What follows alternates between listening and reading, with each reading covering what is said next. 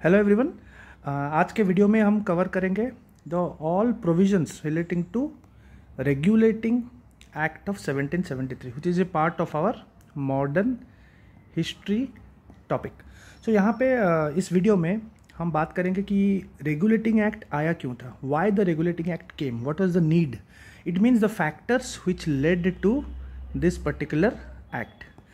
यहाँ पे हम उस एक्ट की प्रोविजंस की बात करेंगे। यहाँ पे एक चीज़ we need to understand here is that see most of the students know कि the act was in place to regulate the East India Company, to regulate the East India company in India. Yes, it's correct. But this act also had provisions related to East India Company administration in Britain. तो Britain को लेके East India Company का administration क्या क्या provisions changes आए regulating act में, ये हम कवर करेंगे, plus the provisions related to the East India Company administration in India. और क्या करेंगे, other provisions related to Supreme Court, and also will study some criticisms or some defects of the act. Fine, ठीक है. Now why the East India Company came, why the regulating act of 1773 act came? It is because first of all Robert Clive का जो dual government था, ठीक है, 1765 में जो dual government आया था, तो वो काफ़ी कंफ्यूजिंग था और उसमें बहुत सारे एडमिनिस्ट्रेटिव केओस हो गया बंगाल में. That is one of the reason. Second reason is company was like earning a lot of wealth. ठीक है, company was earning a lot of wealth. जैसे कि उनके पास पावर था to grant royal farman. Okay, royal farman जो ग्रांटिंग का power मिला था, रॉयल फर्मन ऑफ 1717 से उनको जो पावर मिला था, so they can grant licences, okay, for trade, for private trade. तो जो फारूक सैयार का जो 1717 का जो रॉयल फार्मन से जो लाइसेंस ग्रांट करने का परमिशन मिला था, वहाँ से बहुत सारे वेल्थ मिल गया था. तो कहीं ना कहीं ब्रिटेन के सरकार को एक फियर था कि they may grab the supremacy in British government, so it was very much needed to regulate them. और भी एक पॉइंट है, rise of jealousy among the rising enterprises in England. England में भी जो इंग्लिश मर्चेंट्स थे वो भी चाहते थे कि कुछ प्रॉफिट कमाएं, तो उनको कुछ मिलता नहीं था, तो ईस्ट इंडिया कंपनी सारे प्रॉफिट्स ले लेती थी. तो वो भी एक जेलसी हुआ था. तो ब्रिटिश को लगा कि, सरकार को लगा कि वी शुड रेगुलेट. और एक भी ये 1770 तक फाइनेंशियल क्राइसिस हो गया था in the East India Company, और कहीं ना कहीं on the verge of bankruptcy था, तो उसके लिए भी रेगुलेट करना जरूरी था. So these are the reasons why the regulating act of 1773 came into place. So East India Company जब फाइनेंशियल क्राइसिस हो रहा था एंड में अराउंड 1773, तो East India Company approach Lord North उस टाइम के ब्रिटिश पीएम थे. सो Lord North ने प्रेजेंट किया the famous bill known as the regulating act of 1773. So Lord North ने फेमस किया, तो ये उस टाइम के ब्रिटिश पीएम थे. Okay, now coming to the main provisions of the act. Now main provisions of the act, पहले aim क्या था? See, the aim was to regulate the activities of the company in both India as well as England and to remove the deficiencies. ठीक है, दोनों जगह. East India company England से आई थी 1600 में, हम सबको पता है 1600 से ईस्ट इंडिया कंपनी फॉर्म हुई थी, तो वहाँ पे भी था, और यहाँ पे भी इंडिया को आई थी ट्रेड करने. ठीक है, तो दोनों को रेगुलेट करने के लिए आई थी. ये जो प्रोविजंस आया है from the regulating act of 1773. Now basically provision से जाने से पहले हमको ये समझना चाहिए कि ईस्ट इंडिया कंपनी का एडमिनिस्ट्रेशन इंग्लैंड में एग्जैक्टली क्या था. सो पहले तो ईस्ट इंडिया कंपनी का एडमिनिस्ट्रेशन कोर्ट ऑफ प्रोप्रीटर्स और कोर्ट ऑफ डायरेक्टर्स संभाल रहे थे. 2 इंस्टीट्यूशंस था और 2 बॉडीज था जो कि ईस्ट इंडिया कंपनी को चला रहे थे, तो उनका एडमिनिस्ट्रेशन चल रहा था इंग्लैंड में. ठीक है, प्रोप्रीटर्स मतलब शेयर होल्डर्स. ठीक है, तो एक तो था बॉडी ऑफ शेयर होल्डर्स जिन्होंने पैसे लगाए हैं, और एक था कोर्ट ऑफ डायरेक्टर्स. और कोर्ट ऑफ डायरेक्टर्स में कितने थे? 24 डायरेक्टर्स थे. 24 directors were from the beginning, from 1600 से 1600 से कोर्ट ऑफ डायरेक्टर्स में 24 डायरेक्टर्स थे. ठीक है, नाउ हुआ क्या था? सी, दिस वाज हैपनिंग बिफोर, मतलब रेगुलेटिंग एक्ट से पहले ये चल रहा था. इट वाज अ कंडीशन और इस कंडीशन में डेफिशिएंसी क्या था, आई विल टेल यू। यहाँ पे हुआ क्या था कि ये 24 डायरेक्टर्स को इलेक्ट कौन करेगा, कोर्ट ऑफ प्रोप्राइटर्स करेगा, मतलब शेयर होल्डर्स करेंगे annually. Means COP court of directors को सिलेक्ट करेगा या फिर इलेक्ट करेगा एनुअली। उनका एक क्राइटेरिया था, now this was the criteria. Okay, हुआ क्या था कि एनी शेयर होल्डर मिनिमम जिसके पास 500 पाउंड्स शेयर है वो वोट कर सकता है सीओपी में, बिकॉज सीओपी वोट करेगा कोर्ट ऑफ डायरेक्टर्स के लिए। और any one holding only 100 pound share वो एलिजिबल हो जाएगा to be court of directors, eligible हो जाएगा। एलिजिबल के बाद सिलेक्ट कौन करेंगे, कोर्ट ऑफ प्रोप्राइटर्स करेंगे। ठीक है, तो ये कहीं ना कहीं बहुत सारे नेपोटिज्म को लीड किया। तो वो एक बहुत ही बड़ा डेफिशिएंसी चल रहा था और इसी डेफिशिएंसी को सॉल्व करने के लिए रेगुलेटिंग एक्ट ने कुछ प्रोविजंस लाया। क्या था, provisions relating to the company's administration in Britain. ठीक है, ये ब्रिटेन का है। ठीक है, द रेगुलेटिंग एक्ट रेज्ड, ये जो क्वालिफिकेशन जो हमने अभी बताया, ये जो क्वालिफिकेशन था, पहले का क्वालिफिकेशन था कि एनी शेयर होल्डर जिसके पास 500 शेयर है वो वोट कर सकता है सीओपी में, और any one holding 100 pound share is eligible to be elected to the court of directors. तो वो चेंज हो गया, वो चेंज होके दोनों के लिए चेंज हुआ, प्रोप्राइटर्स के लिए चेंज हुआ, मतलब शेयर होल्डर्स, और कोर्ट ऑफ डायरेक्टर्स के लिए भी चेंज हुआ। सीओपी का बढ़ गया 1000 पाउंड्स, और directors, because directors is a very big post, right, 24 director बनेंगे। तो 24 डायरेक्टर्स के लिए एक जो नॉमिनेट होना चाहता है तो उनका मिनिमम क्राइटेरिया बन गया 2000 पाउंड्स। सो देखिए 100 पाउंड से ये बन गया 2000 पाउंड्स। फाइन, तो ये एक पॉइंट था जो कि रेगुलेटिंग एक्ट ने चेंज किया। ठीक है, तो क्वालिफिकेशन चेंज किया रेगुलेटिंग एक्ट ने। Next is this act also provided for direct parliamentary control over the court of directors for the first time. पहली बार कोर्ट ऑफ डायरेक्टर्स के ऊपर ब्रिटिश पार्लियामेंट का कंट्रोल आ गया। So in a way the court of directors कहीं ना कहीं are accountable to the British parliament. ये पहली बार इसी एक्ट से आया। सो ये भी एक प्रीलिम्स क्वेश्चन बन सकता है। ठीक है, फाइन, तो ये तो हो गया ब्रिटेन को लेकर कंपनी का administration. Now coming to another part, it is provisions related to company's administration in India. अभी इंडिया में कंपनी का क्या एडमिनिस्ट्रेशन रहेगा।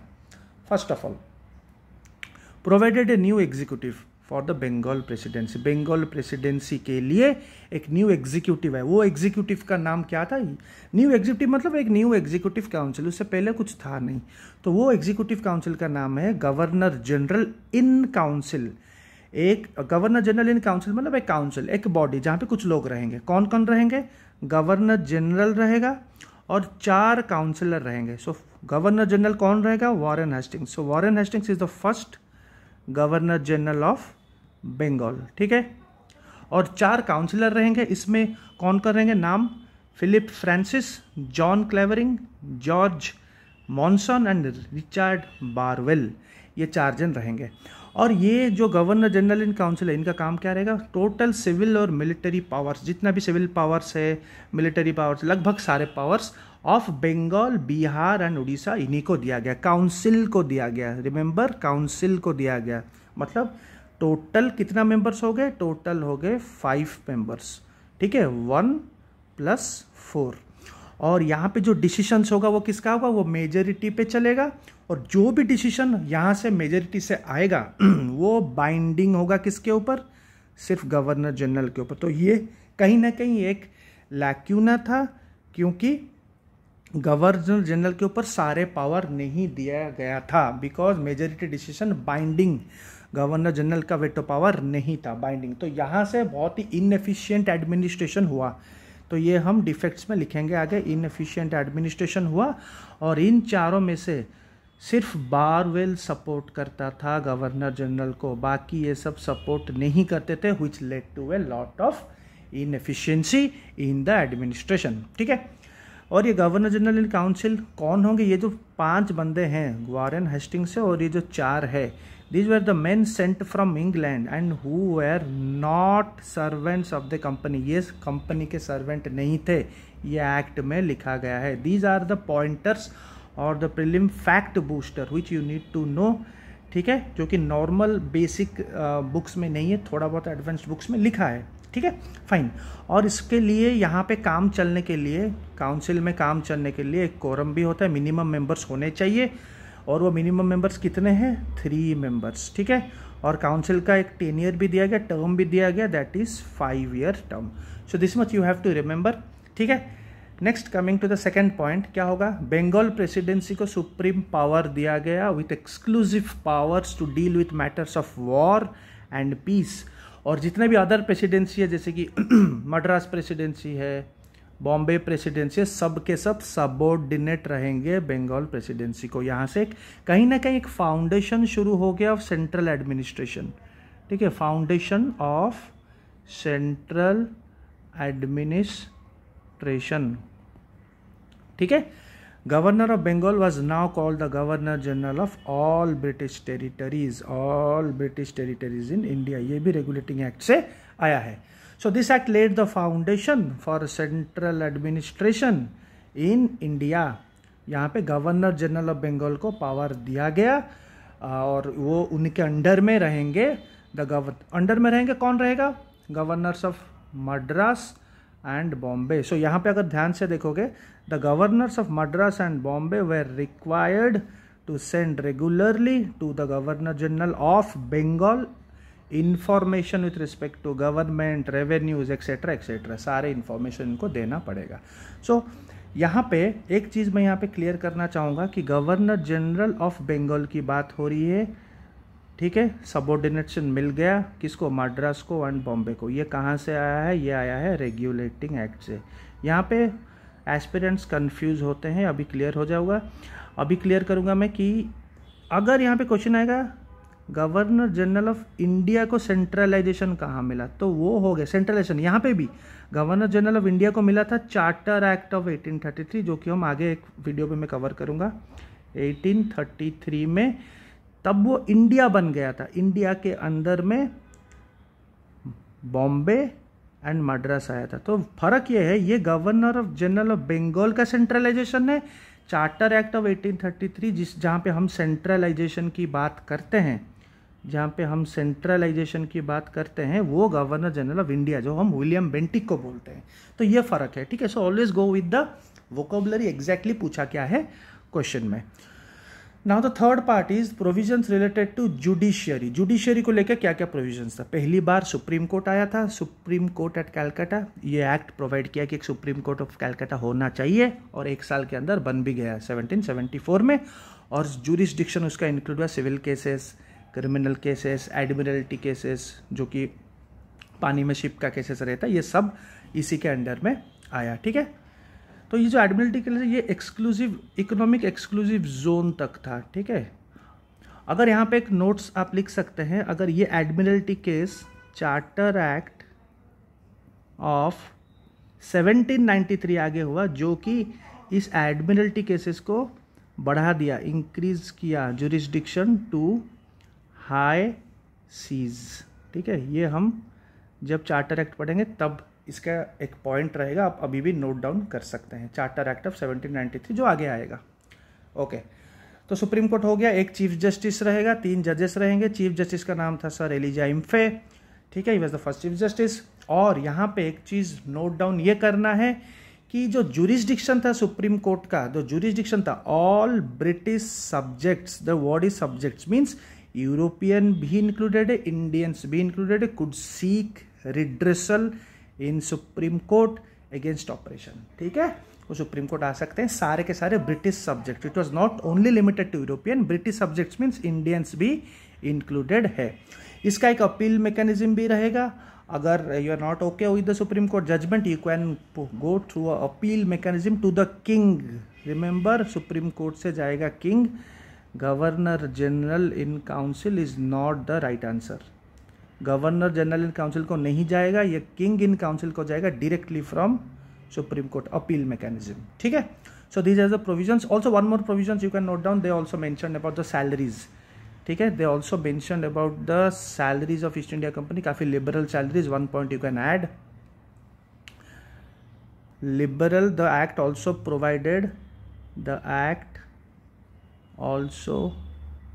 provided कि लिबरल सैलरीज रहेगा, ठीक है, and not to take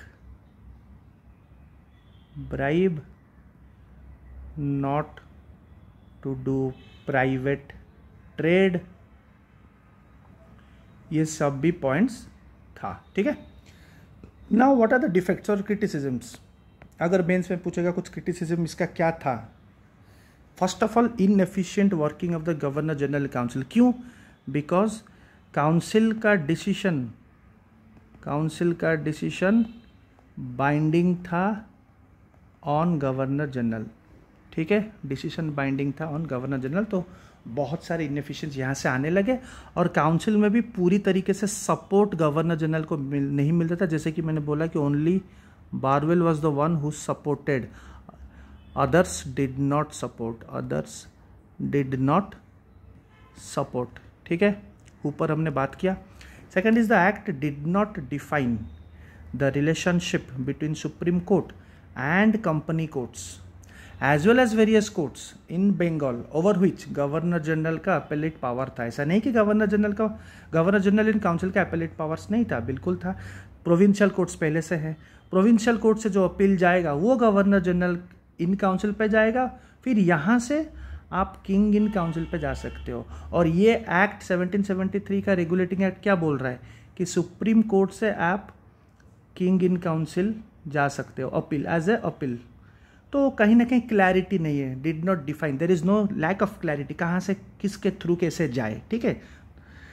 third is the supreme court administering English law, और ये सुप्रीम कोर्ट जो एडमिनिस्टर करेगा ऑब्वियसली एक कहीं ना कहीं लॉ होना चाहिए, तब तो इंग्लिश लॉ के हिसाब से चल रहा था। अब English law Indian native population के ऊपर अगर होगा तो फिर ये काफ़ी अनपॉपुलर होगा, तो ये भी एक डिफेक्ट था कि हम इंडियंस है, हमारे ऊपर अगर इंग्लिश लॉ चलेगा, एडमिनिस्टर किया जाएगा, तो that is also a very it also one of the major defect of this act, ठीक है, फाइन। तो ये सब चेंज हुआ, आगे जाके आहिस्ता आहिस्ता कॉर्नवालिस आएगा, आहिस्ता आहिस्ता सब चेंज हुआ, ठीक है। So this is the overall main important points और pointers which will help you in prelims. Now एक मेंस का क्वेश्चन है, GS 1 में आ सकता है, इवन हिस्ट्री ऑप्शनल में भी आ सकता है, ठीक है।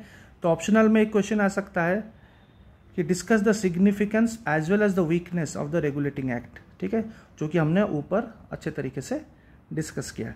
So this was about the regulating act of 1773. In our next class will cover Pitt's India Act of 1784. Okay, thank you.